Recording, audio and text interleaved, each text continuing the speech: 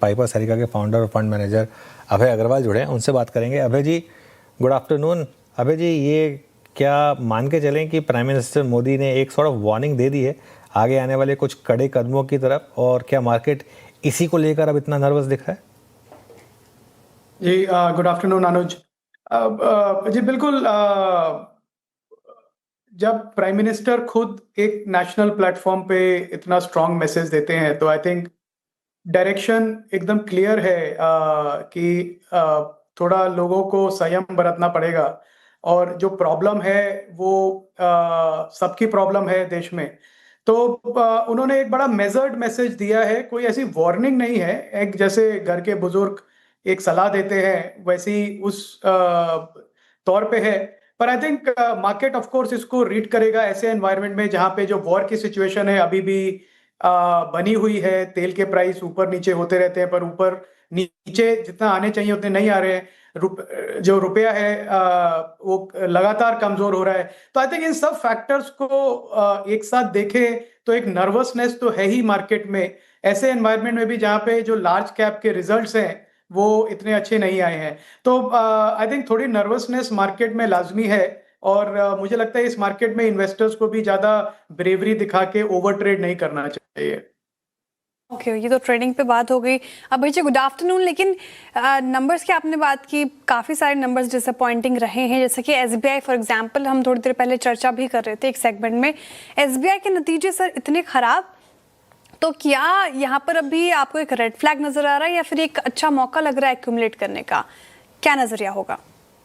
ये देखिए श्रेया, क्या होता है इतने बड़े बैंक्स जो हैं एसबीआई जैसे, उनका एक क्वार्टर में कई बार क्या होता है वॉलेटिलिटी होती है, क्योंकि आप उसको काफी इतना बड़ा बिजनेस है, आप कहीं ना कहीं जाके आपके बोर्ड के पॉलिसी डिसीजन की वजह से आप कुछ एडजस्टमेंट्स ले रहे हैं, कुछ ऐसे राइट ऑफ्स ले रहे हैं जो आपको या तो लेने की जरूरत नहीं थी या फिर आप कंजर्वेटिव बेसिस पे ले रहे हैं। तो उसका इम्पैक्ट एक क्वार्टर में दिखता है। मुझे नहीं लगता कि एसबीआई जैसे लार्ज एंटरप्राइजेस का हमको सिर्फ एक क्वार्टर का रिजल्ट देख के उस पे इन्वेस्टमेंट का नजरिया बनाना चाहिए।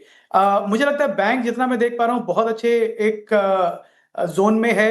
रिजल्ट्स ने डिसअपॉइंट किया। मेरी पर्सनल व्यू, जो कि मेरा बाय रिकमेंडेशन नहीं है, ये है कि एक बहुत ही इंपॉर्टेंट बैंक है नेशनल ग्रोथ के लिए। और अगर किसी का 4-5 साल का पॉजिटिव व्यू है जीडीपी ग्रोथ पे, तो एक डेफिनेटली एक पॉजिटिव एक मेरा मानना रहेगा at the current level post correction. Abhay ji नमस्कार, वीरेंद्र बोल रहा हूँ। बट आपकी देखिए कि बाजार हाथों हाथ टेक्निकली क्या क्या कर रहा है। एकदम से शिफ्ट हो गया फार्मा पे, कभी कभी मिड कैप आईटी पे मेहरबान है। हालांकि कोफोज के नंबर थे ही इतने अच्छे, दिलचस्प की पूछे मत, स्ट्रॉन्ग मैनेजमेंट कमेंट्री। बट पहले हम हिट करते हैं फार्मा के पैच को। फार्मा पे आपका कन्विक्शन क्या कहता है? आप लोगों ने खुद अपने पीएमएस में क्या लोडिंग करी है फार्मा में? नहीं, फार्मा में हमारा पिछले 3 साल से बहुत पॉजिटिव व्यू है वीरेंद्र। और मैं जब भी आपके शो पे आया हूं मैंने कहा है नंबर 1 पिक है हमारा। मुझे लगता है अगले 2-3 साल तक ये निफ्टी को आउट परफॉर्म करेगा।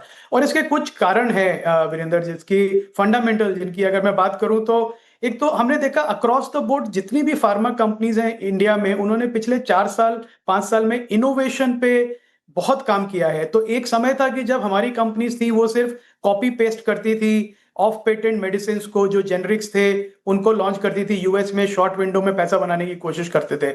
वो अभी भी है, पूरा चला नहीं गया है। पर एक मैं देख रहा हूं माइग्रेशन, स्पेशली जो मिड और स्मॉल कैप स्टॉक्स हैं इस स्पेस में, इन्होंने बहुत अच्छा इनोवेशन किया है। और जो रुपए का डेप्रिसिएशन है वो इनको पूरा फायदा दे रहा है, क्योंकि ये या तो एक्सपोर्ट्स कर रही है कंपनीज या फिर इंपोर्ट सब्स्टिट्यूशन कर रही हैं।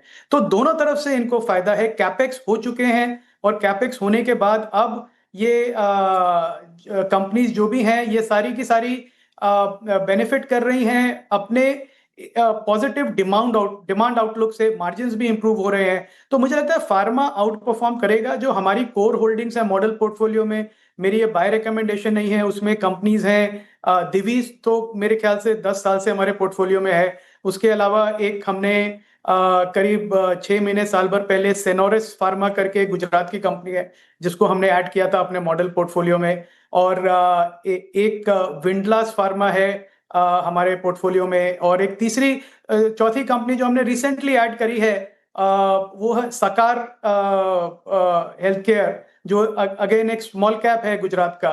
सो आई थिंक ये सारी बेट्स हमारी इसलिए हैं वीरेंद्र, क्योंकि high innovation driven margin creation है, तो इसलिए कॉन्फिडेंट है हम कि फार्मा जबरदस्त आउट परफॉर्म करेगा निफ्टी को।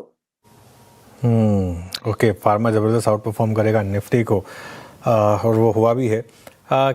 ये लॉजिक आईटी पे अप्लाई करेगा या नहीं, क्योंकि आईटी ने मैसिव अंडर परफॉर्म किया एक्सेप्ट 2-3 स्टॉक जैसे कोफोर्ज, ओएफएसएस, जहां नंबर्स अच्छे आए हैं। जी अनुज, जो आईटी सर्विसेज स्पेस है, मैं कहूंगा कि एकदम इस समय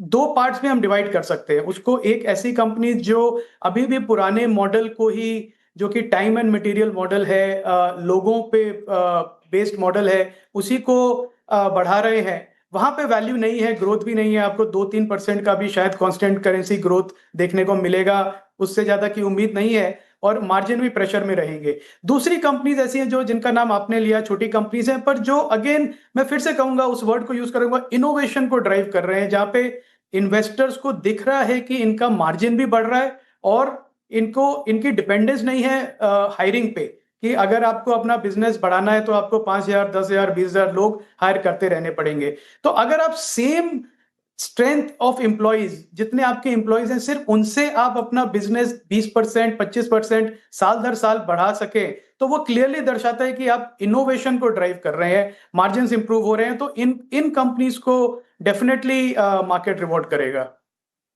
ओके, आईटी पे चर्चा।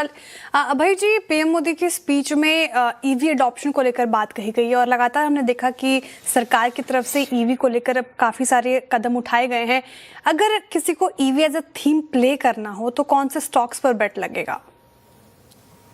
श्रेया, पहले तो बहुत अच्छी थीम है और मेरी एक फेवरेट थीम भी है, पर एक बात से मैं आपसे डिसएग्री करूंगा कि सरकार ने कोई बहुत बड़े कदम उठाए हैं। आई थिंक सरकार ने इंटेंट दिखाया है अपना, पर उसके अलावा फॉलो थ्रो बहुत वीक है, और ये मेरी एक शिकायत भी है सरकार से कि आप हर फोरम पे आके बोलते हैं कि लोगों को ईवी ज्यादा यूज करना चाहिए, रिन्यूएबल एनर्जी पे यूज ज्यादा करना चाहिए, पर जहां पे इंसेंटिव देने का काम आता है, जहां पे रियल सब्सिडीज देने का मामला आता है, वहां पे एग्जीक्यूशन हमारी बहुत पुअर है। और अगर हमारी एग्जीक्यूशन एटलीस्ट 50% भी जो हमारा इंटेंट है हो जाए, तो रिन्यूएबल एनर्जी और ईवी स्पेस बहुत अच्छा करेगा।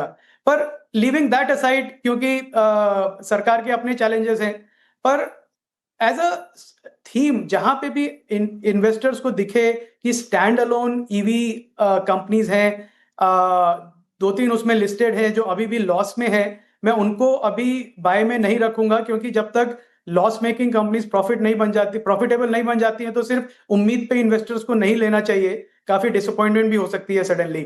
पर प्रॉफिटेबल काफी हमारी एस्टैब्लिश्ड कंपनीज हैं, 2 व्हीलर्स में और 4 व्हीलर्स में, जो बहुत अच्छा काम कर रही हैं नए नए मॉडल्स को लॉन्च करने में, और उसका एडॉप्शन भी फास्ट है। और जैसे जैसे जैसे नहीं, मैं कहूंगा जैसे ही जो पंप लेवल पे प्राइस इंक्रीज होंगे, जो मुझे लगता है कि डेफिनेटली हफ्ते 10 दिन में होंगे, पेट्रोल और डीजल के दोनों के, तो लोगों को एक रीजन मिलेगा फास्टर अडॉप्ट करने का ईवीज का, और मुझे लगता है सारी कंपनीज रेडी भी हैं अपने इन्वेंट्री को लेके।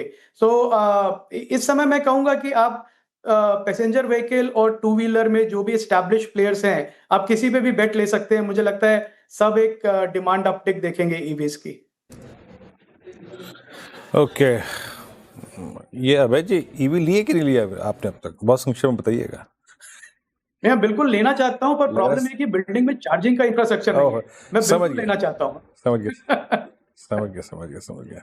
मैंने वो पहले ही समझ लिया था कि आप लेना चाहते हैं, बस इंफ्रास्ट्रक्चर नहीं है। बहुत बहुत शुक्रिया आप इस कार्यक्रम में शामिल हुए।